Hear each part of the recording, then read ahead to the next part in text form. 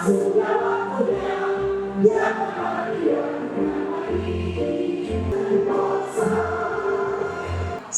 wassalaman ala Rasulillah. Satgas Stunting, selamat hadir Pak. Di tingkat Gampung sebanyak 270 orang. Sekalian yang kami muliakan, sebagaimana kita ketahui bersama, stunting merupakan isu prioritas nasional yang harus kita dukung dan tangani secara bersama-sama.